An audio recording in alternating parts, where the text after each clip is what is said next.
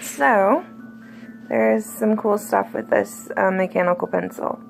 So besides that it's really, really cute,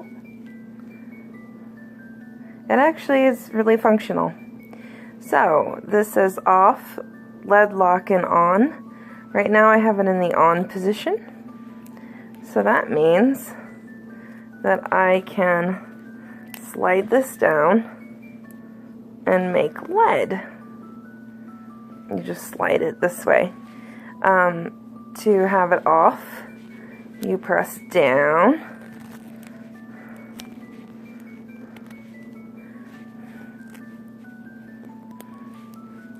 And then to have erasers, you swirl this and your eraser grows. You can make it small.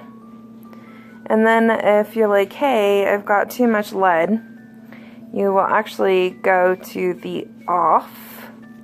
So slide it off. Use your other hand and push the lead back in. I'm not wasting lead. That's just the metal part.